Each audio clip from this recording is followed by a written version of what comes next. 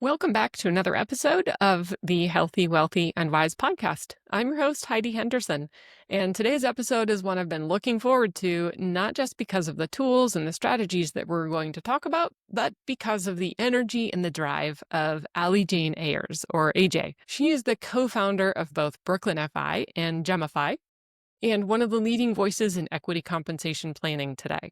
So AJ is a certified financial planner, enrolled agent, and certified equity professional who helped dozens of clients turn life-changing stock events into long-term financial independence. AJ realized in her late 20s how significant the need is for adequate financial advice and for planning. That sparked a passion, one that led her to launch a financial education podcast, go back to school to become a financial planner, and eventually co-found two companies focused on financial empowerment. Today, AJ helps tech professionals, creatives, and advisors make smarter decisions around equity events through Gemifi, a SaaS platform built to support clients and CPAs alike with real-time guidance, tax optimization, and confidence. We're not just talking numbers, we're also diving into the personal values that drive AJ's work and what she attributes her success to. AJ, welcome to the show. Are you okay if I call you AJ, or do you prefer Allie Jane? AJ is great. Thank you, Heidi. Thanks for having me. Perfect. Well, thank you again. I love doing these interviews and learning about people's journey and how they've achieved their success, how they've gone through the entrepreneurial journey of starting out and then building a career and landing at where you're currently at, and just that evolution over time. So your journey kind of started or went into financial planning. It was rooted in something really personal. So can you share, I think you had a moment in your early 20s, if I recall, where you really realized that your peers were succeeding professionally and maybe were struggling with money. How did that light a fire, and what led you to BKFI and to Gemifi? Yeah, it's a bit of a long story. A lot of people I meet at conferences in the industry say, I'm a career changer. I was in banking before and now I'm an accountant, or, I was in sales and now I'm an accountant. I had a pretty significant career change. I was a music journalist. In my early 20s, I worked in book publishing and I edited volumes about the Beatles and Kanye West and kind of these like academic tomes about music, which led to a job at a kind of hybrid music magazine and tech company called Bandcamp. So that's where I was. Oh, And yeah, I was writing about music. That was my job until I think I was like 27, maybe. wow. And while at that tech company, that was the first time that I was making, a livable wage in New York Mhm. City, which you don't really get when you work in book publishing, and started looking around for financial advice and, looked Mm. at my bank account and said, wow, I've got money left over. Should I invest it? And, I really truly had no exposure to personal finance or money at all. I was an English major. I had to call my dad when I got my first paycheck and have him explain what taxes are to me. That was an embarrassing moment. That was a hard lesson to learn. And now I, basically do that for a living, is explain how taxes work to people Yeah, who have exactly. rude awakenings. So We yeah, we run into that. Like I'll have, of I course. have this client in New York, and she called me and she's like, I have this business, it's going great, but like this is the first year I made really good money.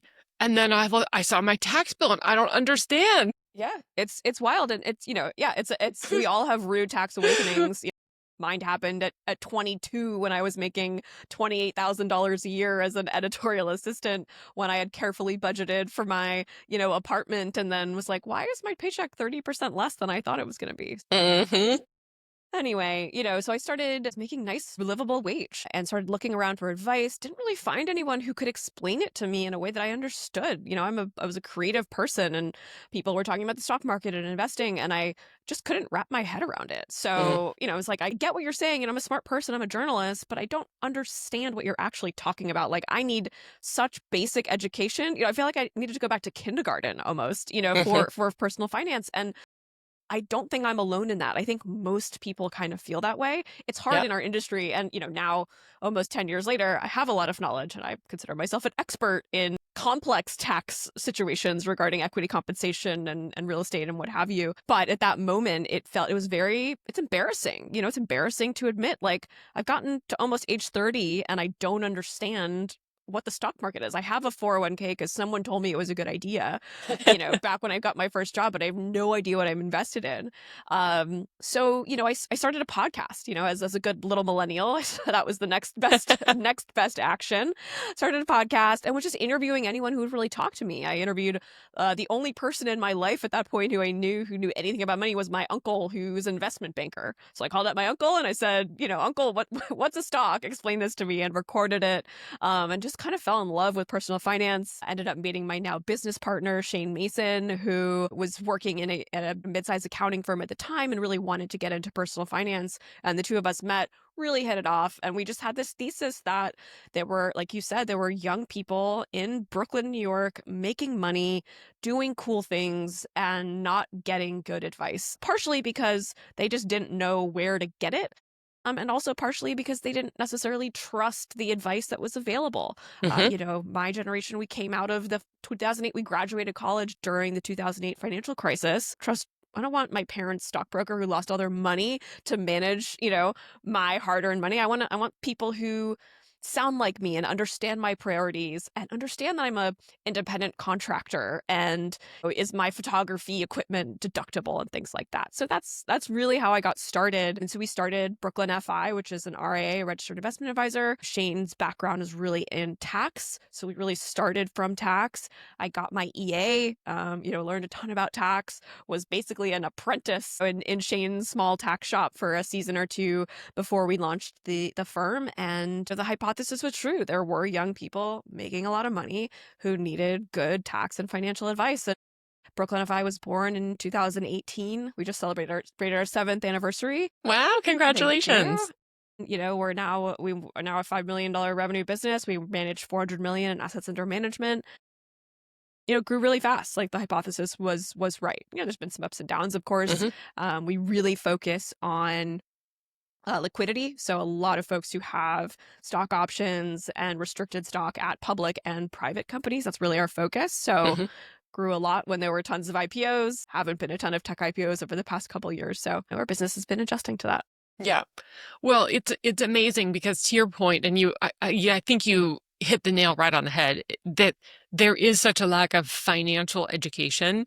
Even in going through college, someone can have a college degree. We deal with business owners every day who are lost, not only with understanding what to do with their finances, but how to plan proactively. And then where that collaboration comes between tax planning and understanding how to set themselves up and their business entities for proper tax structuring as well as tax incentives, but then linking that over. And most people, myself included, I'm guilty, even though I'm in the tax consulting space, of having like these silos where, okay, I've got a wealth manager over here, but then I have my CPA, and then I need my attorney who can structure an LLC, but then he's not talking to my wealth manager, and then my wealth manager has never talked to my CPA. And there's this complete disconnect of how that all goes. So I think it's so phenomenal how you guys have both pieces of this where you have a little bit of that tax expertise. You've gone through that education of being an EA and understanding that a bit more, and then really helping people coach in that space. I know you've also begun to build, or you have built or launched another platform called Gemifi. So talk a little bit about what that is and how that evolved out of this Brooklyn FI. Yeah. So, like I said, our focus was on equity compensation. So, folks with stock options and ownership in a company, mostly employees. Hmm. Some founders, some C-suite, but just your kind of rank and file employee. If you're employee 13 at a company that ends up going public, you are probably going to become a millionaire, right? That's just kind of the way equity works these days. So, we were growing so quickly that it was tough to find talent who had this. Equity compensation is a really deep technical niche, and it was really hard to find someone who had even seen incentive stock options before. Hmm. So we ended up building this whole training program to train advisors quickly. And over the years, we had developed these really complex spreadsheets that tracked an individual's grants and their exercise history and what they had sold and the cost basis. At a certain point, we were working with such a high caliber of client. We said, I can't show a client this messy spreadsheet. I got to figure out it. So we started looking for a piece of software, didn't see anything in the market. And we thought, let's build it ourselves. Let's build a piece of software that can house our clients' equity, can help us help them make better decisions that have true tax calculations behind them. What is the consequence of this action that I take?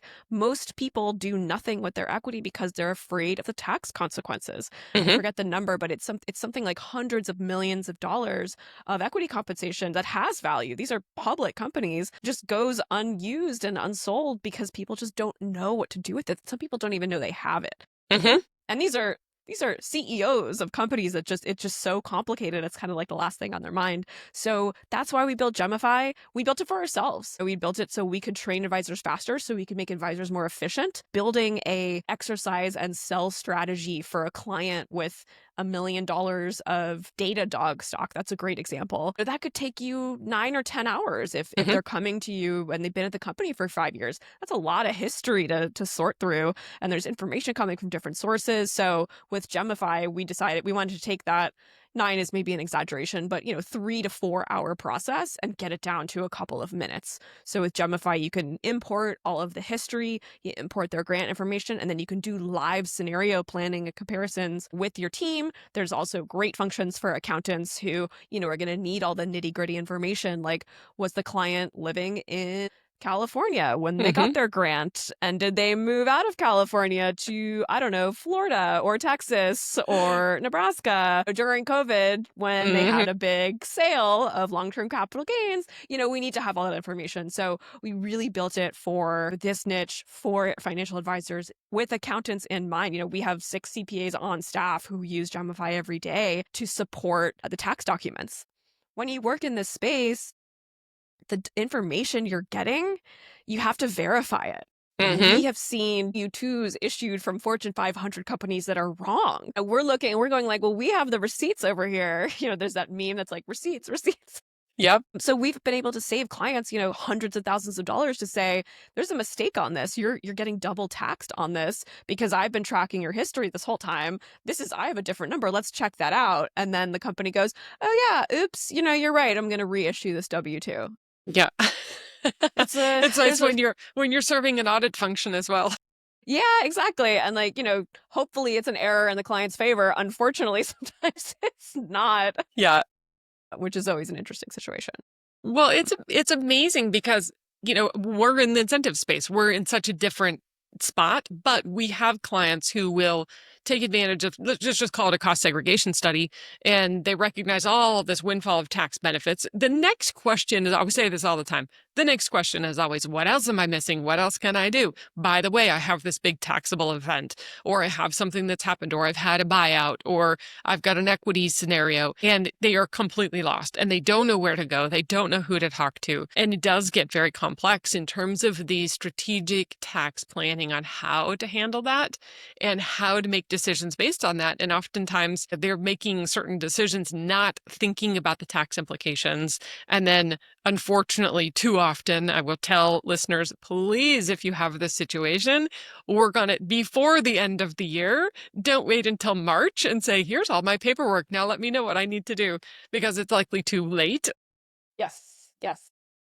But yeah, we see it constantly. So, what you're building is so cool to just have a tool to simplify and create value for accountants or for wealth planners who are really looking at those. Before we dig into that a little bit more, I kind of want to dig a little more into like who you are in terms of your traits and values that you think are the most responsible for your evolution into this space, because there are certain traits that are unique in even thinking about the problem solving. And I'm always fascinated by like the psychology of what drives you and made you think, hey, I started off here, now I'm in wealth planning, now I have an EA and I'm working on some tax stuff. But hey, let's build software.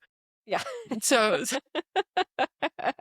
So That let's is a talk great a little. question. I mean, I think I'm pretty ambitious, and I almost also very like obsessive. So I think, it was when I got a job working at Bandcamp, it was okay, now I have to be an expert in every single small independent record label. And so I did that for 2 years and I studied that and I knew a lot about that and I could write easily about it. And then when I got into personal finance, that's a pretty deep well of knowledge. I still haven't found the bottom yet, but Mm. working on it, got my EA, got my CFP, got a bunch of other name designations, which mean nothing to anyone except to the people who have them.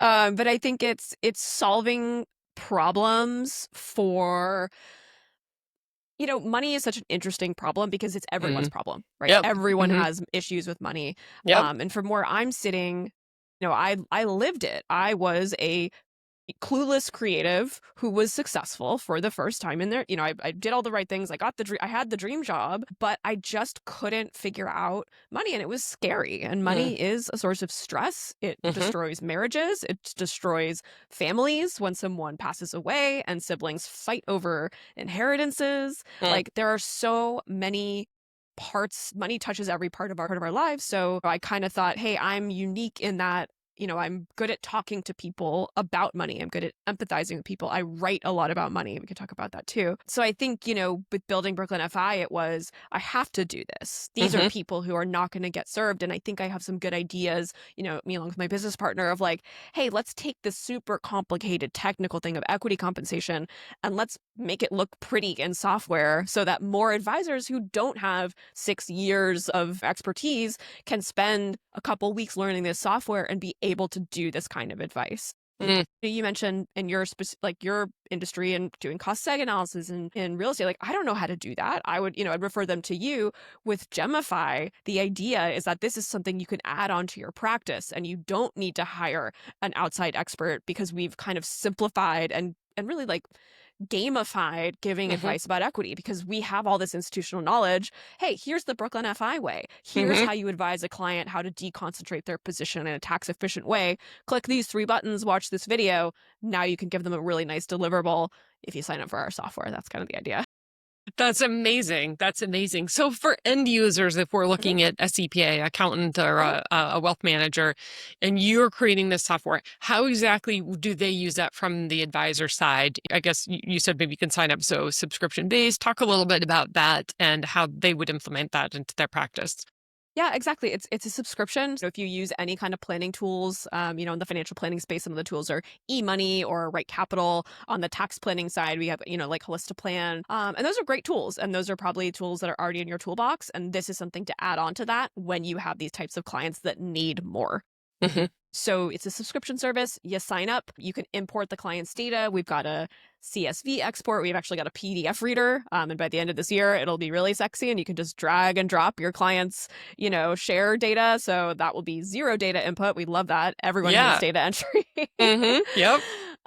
So that hopefully will eliminate so many headaches. And then essentially you're building different scenarios. So you're basically putting in the data, you're talking to the client, or maybe you're just telling the client what to do and you're saying, hey, we got to exit this position in a couple years. But hey, maybe you're an executive at this publicly traded company. So it's not a good look for you to exit 100% of your position, or you don't want to, and you want to keep 60% of it. So Hmm. really the software kind of understands the constraints. And then the algorithm we built basically is a tax driver. So it's like, okay, what's the most tax efficient way to do this? So the idea is that with a little training, advisors can be able to give this advice. This isn't built now, but hopefully we're going to have scripts where someone can say, hey, it's time to diversify your position. Here's the 3 top reasons why it's a good idea. Yes, I know you think you're going to be the next Amazon, but statistics show us that your company's growth is probably going to be flat. So let's, extract some value now, especially because this is a good Mm. tax year for you to do it. Got it. Okay. Okay. That makes sense. Can you give me a case study or two? Give me an example of like a client that you helped and so an advisor can kind of understand how they might be able to help. So in that scenario, what were you able to run through the model and what ultimately were the results that were helpful for that client? Yeah, it's a great question. I think just let's pick a simple one. I have a bad habit. You ask like what character traits. My habit is like, what's the most complicated? I mean, that's the problem with Gemify is like we built it for like the most complex scenarios, but like most people have RSUs. Most people have restricted stock units. Mhm. So I would say the most simple basic use case is your client comes on board. They say, last year I had a $1,000 tax bill, and that really was disruptive because we were gonna do renovation on our house. I just got this job at Amazon, and all of a sudden we got hit with this tax bill. It was a huge fight between my wife and I. I don't know what to do. It's now September, and I'm worried it's going to happen again. And my Mhm. accountant was no help at all. So in Mhm. Gemify, what you could do is you would import their paycheck, so we would know what they paid year to date. We Mm. would import their history of those RSUs vesting, what they've sold, and we would basically come up with a state of affairs right now. And that Okay. this year to date, oops, yeah, they did have a bunch. And by the way, the Amazon stock has gone up, so now there's even more of a gain. And this year to date, they've generated $140,000 extra income, which is going to result in an extra, let's say, and now it's a $40,000 surprise tax bill, Mhm. but it's September. So now we know that.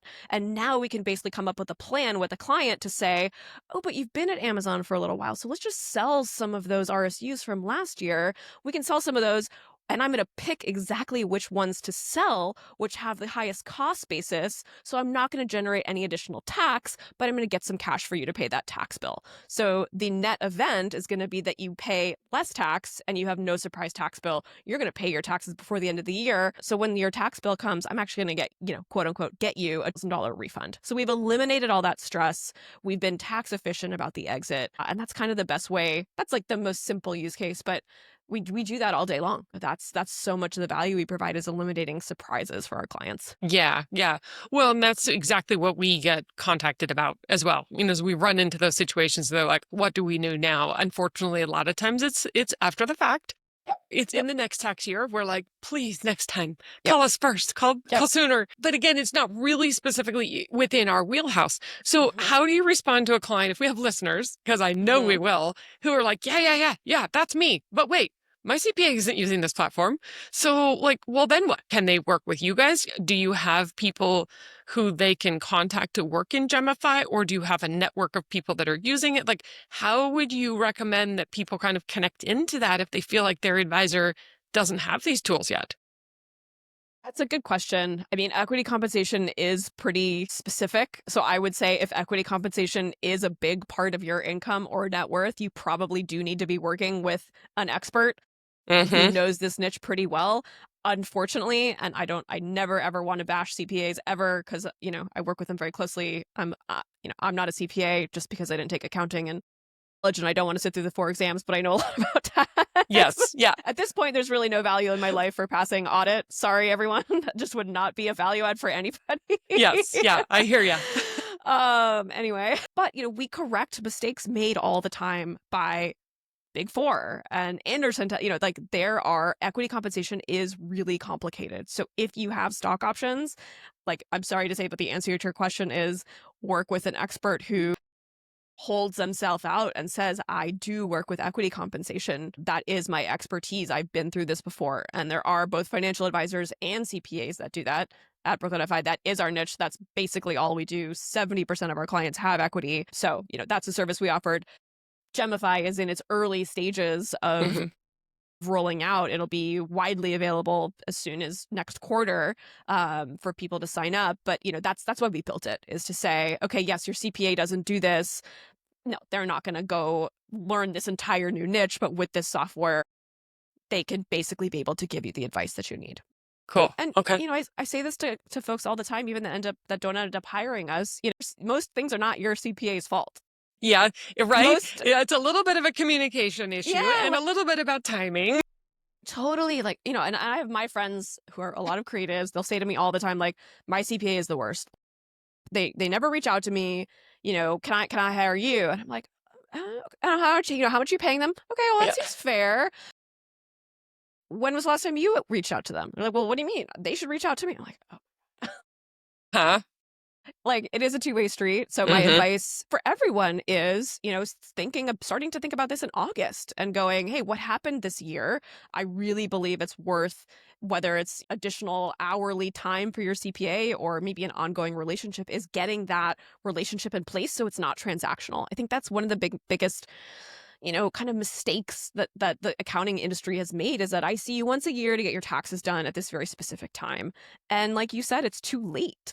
Mm-hmm. So I like to tell my clients or just anyone I talk to that to me, the tax year is over in September. Like Mm-hmm. after Q3, like the beginning of Q3, like that's kind of when a lot of the years happen. Sure. And we have more time to make decisions, but like that's really the time where you should have a good view of what happened. Yeah. Long way Right. of saying if you have equity compensation, get an expert or get a second opinion. If you've got a complicated financial life, you probably need different people, like Yep.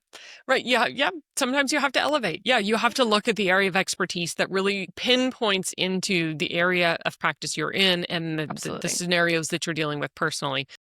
Absolutely. And clients will come to us and say, or a prospect will come to me and say, I've got 6 rental properties and I really want help, determining a strategy for that. And I say, awesome, not me. I'm not good at that. I wish I could help you, but I'm not going to do a good job. So here's a couple people that I think are good, but it's just not me. They're like, oh, but I really want to work with you. I'm like, you don't want to work with me. Yeah. I literally don't know anything about that. Well, I appreciate that. I think there are not enough people that do that, that recognize and say, look, this is my specialty. This is my area of expertise. This is what we're really great at. And then we have people that are really great at other things. And Mhm. that's really who should be focused on that. For Gemify, do you foresee this being a platform that you'll have or allow direct taxpayers to ever use and put Potentially, information? yeah. That's definitely on the roadmap, but I would say for now we're really focusing on advisors and accountants. Hmm. Again, more information can be dangerous, and right now it definitely requires that sort of institutional knowledge of how tax brackets work and how tax years work and how the rollover credits like the AMT credit work. So eventually, yes, the long-term roadmap is to make this available to the general public. There are a ton of smart people working in tech, like software engineers who, would benefit from a product like this, who don't necessarily, want a long-term advisory relationship.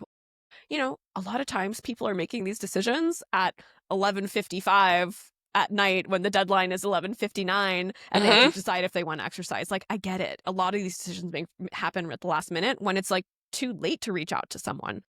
Yeah. Yeah, eventually I'd love to see this available to the public. Yeah, that's very cool. But for advisors who are going to use it, how are you going to charge for? I mean, is this already open for subscription or this is It launching is. shortly? Okay.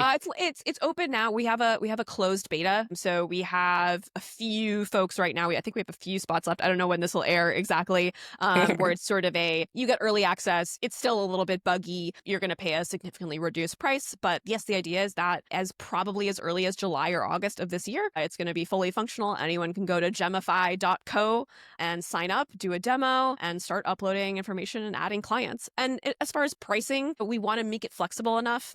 Brooklyn FI only focuses on equity compensation. We've got Mm, 350 cases that go in there. So if Brooklyn FI, which we do use Gemify, that would be an enterprise solution. But we recognize that some people are only going to have a few clients or cases. So we're going to work on a pricing structure that's really flexible enough for someone to say, hey, I really want this tool, but it doesn't make sense for me to pay $10,000 a year for these 1 or 2 or 3 clients. So TBD on that, but we want people to use it. That is the goal. We want to have a lot of users. We want to get a lot of feedback. And, my business partner, Shane, and I love building things that people need. So like when we were building the RIA, literally would change our business model weekly after listening to like industry podcasts. Like we'd hear, an industry leader say, oh, well, we charge this way. And we'd be like, oh God, we got to change our whole service thing. So I anticipate that as more people start to use the platform, a lot of our best ideas and a lot of our product roadmap is going to come from feedback. So love it. if you're listening to this and you sign up, like, please give us feedback. We want to hear from you. We want to say, Hmm. please build this, or this is what I need, or I have a client with this situation. Hmm. I'd love to be able to tell you if we can help you. That's the thing. It's with software and even with, your niche, it's like you can't help everyone. And at the end of Hmm. the day, there's going to be cases that aren't going to work in Gemify. Yeah. Yeah. Well, I appreciate that. I mean, that's great. I love the approach and your thought process with it because that's exactly what I was thinking. Is this really just going to be for firms who are dealing with this on a weekly or biweekly basis and that all throughout the year this is a big part of their business? Or is it something they can just use if they have a client or two and just need it in specific cases? Will you have like education built in there as well to kind of help and coach and give some guidance and advice for advisors who maybe this, again, is not something that they specialize in all the time?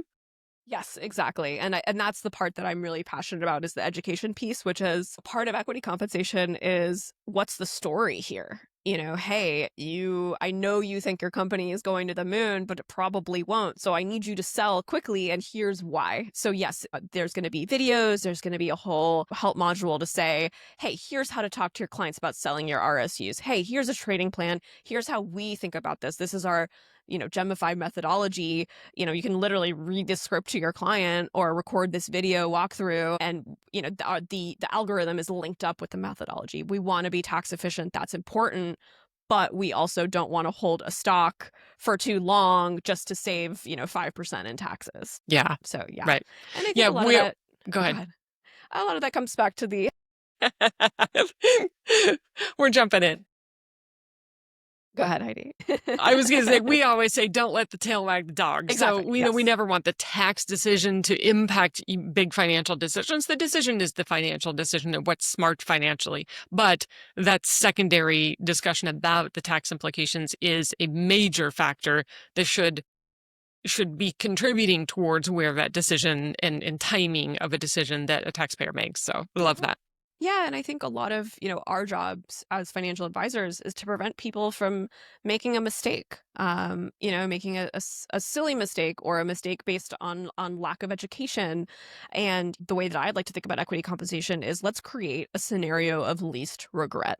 So we see this a lot where a client is, and we see this more often with the current state of the economy, like a client is at an exciting tech startup and they love it, and then they get laid off. And when you get laid off, when your employment ends, you have to make an equity decision. So you are now what you thought you had 3 years to chill out and have your equity vest until the IPO. Company's too young to IPO. Now you got to decide if you want to exercise these options. You got to come up with $100,000 plus an unknown tax number that you got to, call your CPA to figure out. And by the way, you only have 90 days to do this. That 90 days goes by really fast. Yeah. So, the idea with Gemify is we can help you make those decisions quickly, and it doesn't have to be $100,000 decision. We don't have to exercise everything that you have. We could talk about 10 or 20% of it. So, I think the biggest mistake I see clients making is just being too aggressive and not understanding the risk, watching their friends go through these really successful IPOs and going, well, I'd be stupid not to. I'm going to take out a personal loan at 13%, borrow money to exercise my options, and just not understanding that there's 100% risk involved and that these could be worthless. And is there enough cushion in their financial life to be able to support that very likely outcome? So we've thought a lot about the education piece of just saying, there is no way in the software to say this price will increase 100% a year. You cannot do that in the software. We put in little bands. It'll increase a little bit or it'll decrease a little bit, because I think that's dangerous. I think a lot of, and I've seen these offer letters. Companies will literally send a new employee this offer letter that says, here's your salary, here's the value of your equity in 3 different scenarios. Scenario 1, it 100x's. Scenario 2, and if that was like, what? Yes. The likelihood of this. So you're saying there's a document that says this is what will happen. This is what your net worth will look like if we're the next Google. Like, right. And you're showing that to a marketing associate who is probably not going to have the financial wherewithal to know that that's a projection. So that's just kills me. When I see those, I get so angry. Yeah.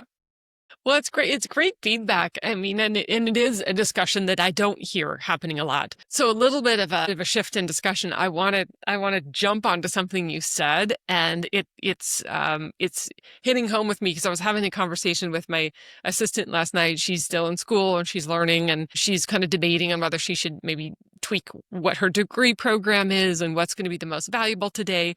And we ended up talking about AI. And I mean, AI is like the constant discussion with evolving. And one of the conversations we were having is I said, you have different personality traits.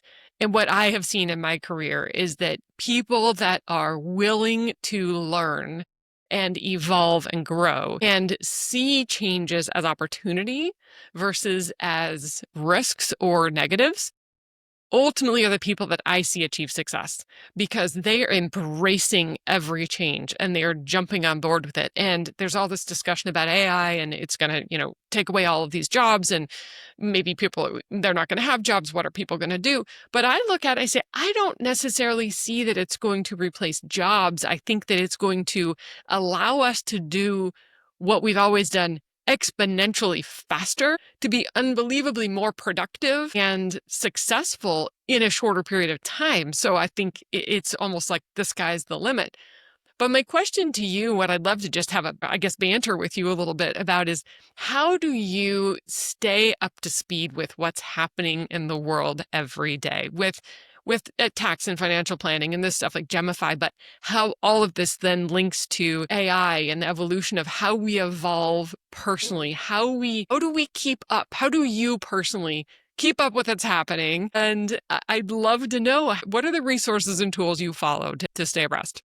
That's a great question. And I think I'm happy to list my media diet, but I think the way that I do that is I hang out with smart people. I surround myself with a community of people that I respect that are not necessarily in my bubble. I feel like I have so many friends that only operate in this one small bubble and all of their friends are ceramicists. I always go to ceramicists for I do have a lot of friends that are ceramicists. Whereas, because I'm like a creative refugee in this, personal finance and tax world, I'm in 3 different mastermind groups, which are groups of smart other business owners. So that's how I stay up to date with industry trends is, these are meetings that happen. Some are monthly, some are quarterly, some are just once a year in person. And that's really where there are other people in other parts of the country who are on the cutting edge and they're doing things and we're learning from each other. So I think that's, to me, the most important thing is surrounding yourself with different people. And I have friends who work in music still. And it's like, how do I find out about a cool band? Well, I asked my husband who runs a record label. I don't have time right now to read Pitchfork or listen to music podcasts or NPR. Like, that's where I get that from him. In terms of the world is moving so quickly in terms of learning about information and with tax policy. We just got a new budgeting bill. So actually, I just recorded a podcast before this where we're trying to start to dissect that. So, honestly, my team at Brooklyn FI, our financial advisors are super smart. Like instead of an RSS feed, we just have a channel where people post interesting news articles. So that's a great source for me. I think Scott Galloway and Kara Swisher are really smart. They have a podcast called Pivot, which is sort of like, it kind of started as like tech news. She's a New York Times journalist. He's a marketing professor, but both of them just have a really smart and sharp response to the news. So they talk a lot about AI and kind of the culture of billionaires and a little bit of politics, but a lot of focus on tech and exciting companies and innovations.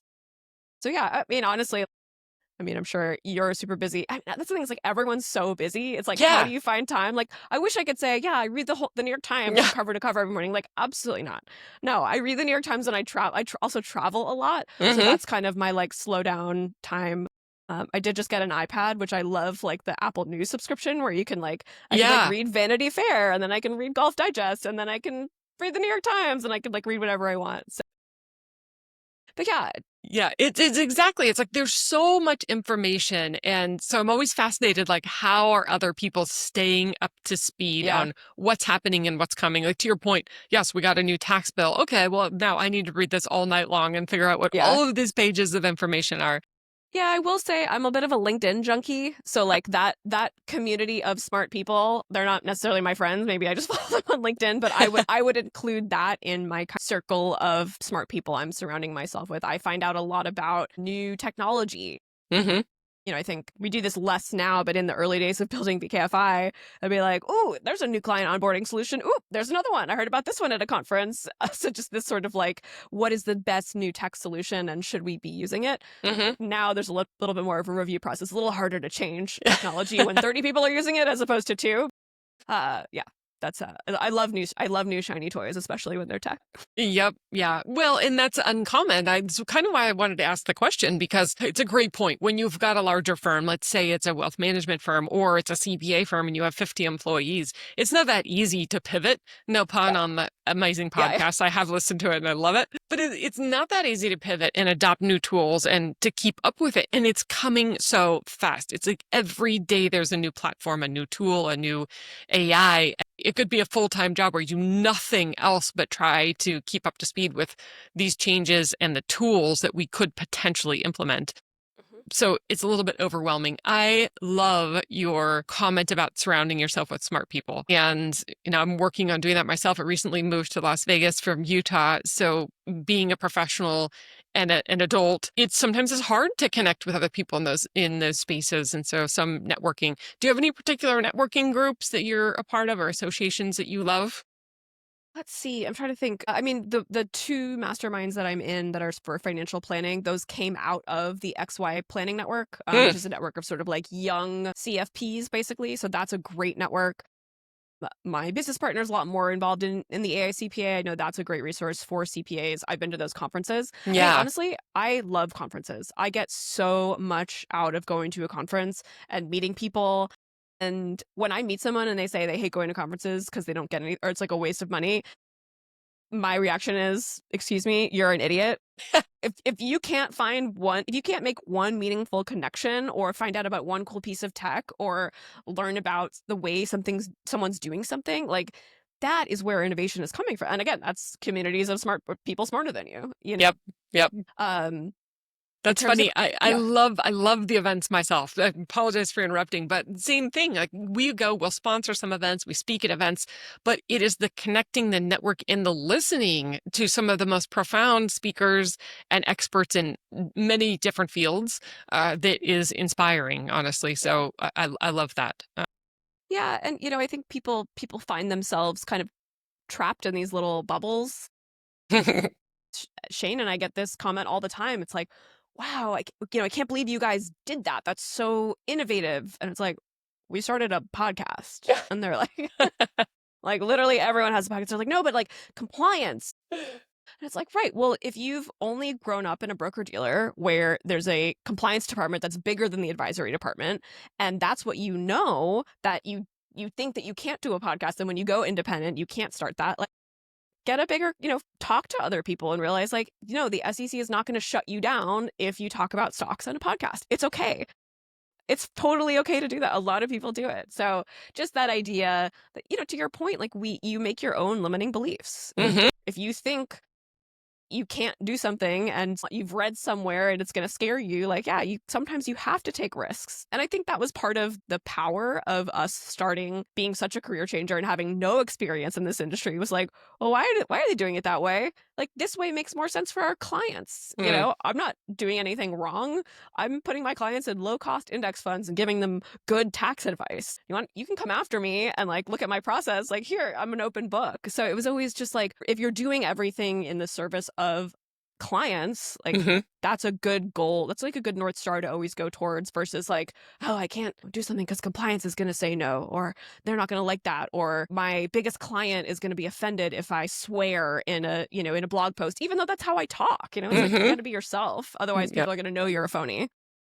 We talk a lot on here. I Yeah. love talking actually about authenticity and being super real and just who you are as a person, which I think it's also a changing era that in Mhm. the last 10, 15 years has become far more acceptable to just be real and Totally. to pull in this whole personal side of who you are as an individual without living behind the wall of a business suit in your office. Mhm. And when COVID probably did that, it sort of broke the Absolutely. mold by throwing us into our home offices and showing that we can work while the dog's barking and, Yeah. things are And it's happening around okay, us. right? Yeah. It's okay to interrupt a really important meeting and say, my couch is being delivered. Like, I'm Yeah. sorry. And it used to be, you get fired for that, which Yeah. like, that was stupid. Yes. Right. Yeah. Yeah, it's Exactly. funny. I Exactly. heard the other day from a marketing professional that LinkedIn basically just abandoned company pages.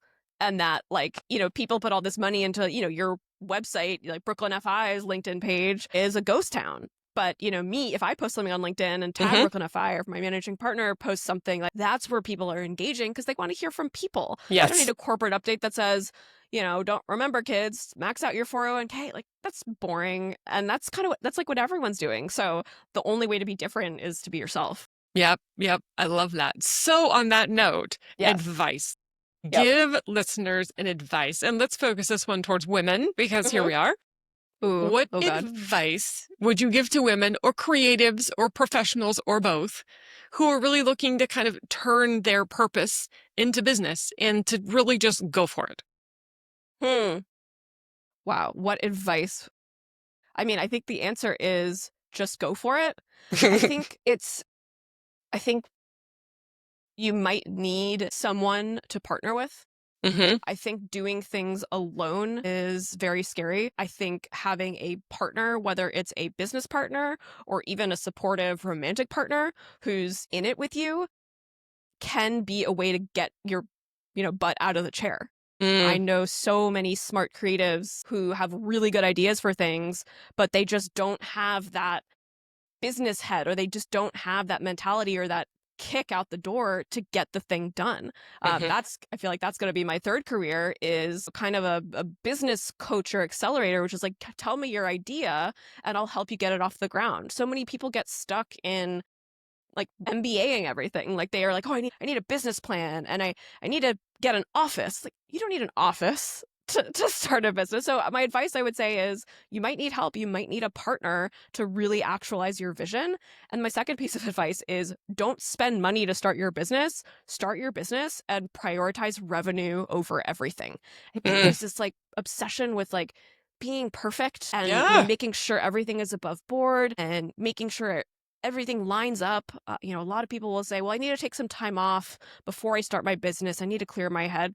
Most successful businesses get started in the nights and weekends while you're at your current job or while Yep. you're doing something else. Or for a lot of women, it's like your kids are past the baby phase and they're starting to go to school. Now you have a little bit more time back. That's when businesses get started. So I think I have watched some business owners get started and really kind of like focus. It's like they're playing office. It's Hmm. like they set up the office, they spend a lot of time like, oh, I need a logo, I need a website. Yeah, you need a website, but your website should say, here's my website, here's how to get in touch with me, and here's how to buy my product. That's And you can make it look pretty later. Like, I'm kind of obsessed with this idea of revenue is all that matters. Like, just get revenue, and the path of least resistance, how you can get there as fast as, whether you're starting a CPA business, great, hmm. go get clients. I don't care what software you use. You could spend 15 years studying which CRM to use. It doesn't matter.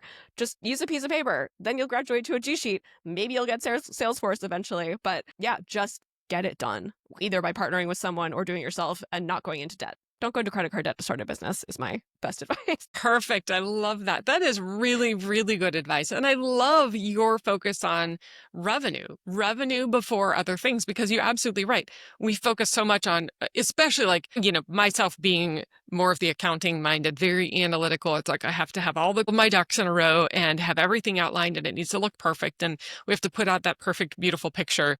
Mhm. But I think this is very much representative of what we were just talking about with the authenticity and the realness of having human beings behind products, which actually, with the expanse of AI, I think I'm actually liking the shift that people more and more are gravitating even more towards the relationships in people and Totally. connections and understanding who's behind a product or behind a service and valuing that more and more. So I love that feedback. I think you're spot on with that. I am so grateful for your time. Thank you so Yeah. much for being a guest. I love what you're building. And with that, will you share any contact information you'd like to provide to listeners? And then we'll make sure it's in the show notes. Sounds great. Yeah, you can find my firm website, Brooklyn FI, at brooklynfi.com. You can find Gemifi, our equity compensation product, at Gemifi. That's GEMIFI.co. And I also write about money. I have a Substack newsletter that's called Money Changes Everything. So if you just Google Money Changes Everything in Substack, you'll find me, and I send a weekly newsletter about my thoughts. And that revenue piece, I'm doing a big focus on business owners in June. If you're a business owner or aspiring business owner, you might want to subscribe to Money Changes Everything Love this it. month. Okay, we will link that absolutely in the show notes. I'm going to go Awesome. subscribe as well. I didn't know that, so I can't wait. And hopefully, when I'm in town, I can connect. And if you're in Vegas, please reach out. Would Will love do. to have dinner and connect. But thank you again so much for being a guest. Awesome. Thank you so much for having me, Heidi. Take care. You too. Okay, bye. Thank you again to AJ Ayers for joining us and sharing both her personal experience and her professional experience. From helping clients and CPAs navigate complex equity events with Gemifi to building a financial firm with heart at BKFI, AJ is proving that jumping in and problem solving can create some big wins. What stood out the most to me today was AJ's reminder that you make your own limiting beliefs. I loved that phrase. And that being successful doesn't have to look perfect. Rather, sometimes you just need to do it, which it also seems to be a theme with many of my guests. If you are advising clients through stock options, buyouts, IPOs, or RSUs, Gemify is a tool that you'll want to explore. You can find all the links in the show notes to connect with AJ, try the platform, or partner with her team. Thanks again for tuning in to the Healthy, Wealthy, and Wise podcast. And as always, thank you to Engineered Tax Services for sponsoring the podcast. If this episode gave you insight or inspiration, be sure to subscribe, share, and leave a review. And until next time, stay healthy, stay wealthy, and stay wise.